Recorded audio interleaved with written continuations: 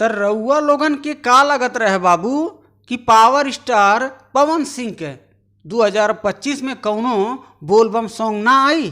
तो बाबू हो ऐसन कब्बो भइल नइखे और आगे भी नहीं होई।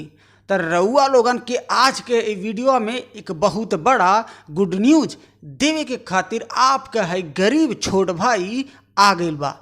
भोजपुरी के पावर स्टार पवन सिंह के जब भी कौनो गाना आवे वाला रहला तो थोड़ा सा इंतजार जरूर करवावन, काहे से वो गाना एकदम कड़ी मेहनत के बाद बनल रहला।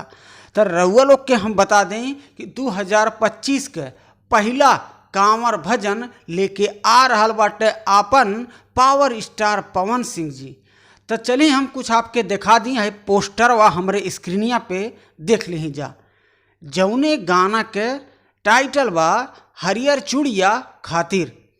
पावर स्टार पवन सिंह और शिल्पी राज के आवाज में ई कांवर भजन लेके आ रहल बाटे और ई में जोन की वीडियो में डांस करत यानी कि फैट करत नजर आवे वाला बानी नम्रता सिंह जी। तो रउआ लोगन के तो पता होखबे करी कि पवन सिंह के गाना में प्रियांशु सिंह के सिवा केहू और म्यूजिक ना देला।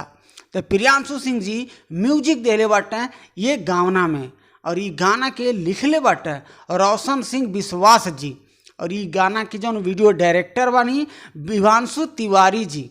तो रउआ लोग थोड़ा सा इंतजार करी जा, कहें से अभी खाली पोस्टर लॉन्च भइल बा, पूरा जानकारी पूरा अपडेट आइल नइखे।